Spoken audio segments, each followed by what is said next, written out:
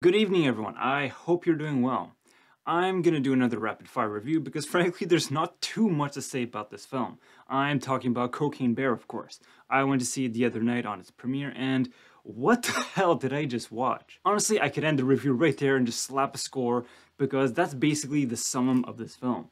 But for those uninitiated, it's a film that is based on actual true events. This truly did happen that sometime in the 1980s, a bunch of cocaine was dropped into a national park and a real live bear ate the whole goddamn thing. Of course, in real life, the bear actually died, probably overdosed on all that cocaine, but in this film, that doesn't happen. In this iteration of this story, well, the bear turns into this cocaine drug-addled killing machine. Absolutely preposterous, and I do see a lot of critics absolutely slamming this film, and honestly that should be expected. But I do find that if you go in with the right mindset, I just went into, you know what, I'm going to just suspend disbelief and have as much fun as I can. I think there's quite a bit of comedy gold to be found in here. And when it comes to the gore and the violence itself, it is as rated R as it comes. Blood, guts, dismemberment, coarse language from everyone, the children included. There was a bear! A bear? It was barf! Hey, that's inappropriate. There's some pretty wild scenes that I never thought I'd see a kid doing in a film, which I guess is one of the weaker aspects of the film, not the kids themselves, but I do find that there are so many characters that it does bog down the experience. It does hurt the pacing, especially at one point, maybe in the first third half of the film,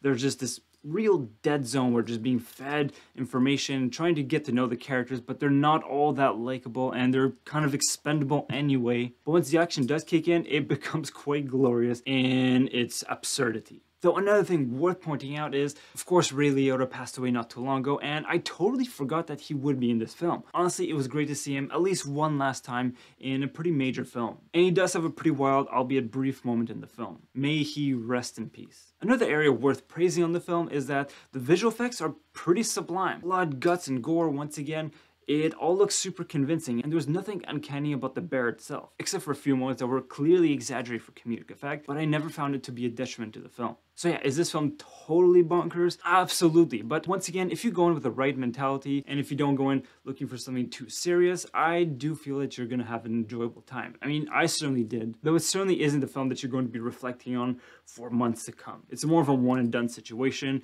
but a quite enjoyable one at that. It did surpass my expectations. So I'm gonna go ahead and give Cocaine Bear a solid 7 out of 10. And that is all for tonight. As always, wishing you and your loved ones nothing but the best.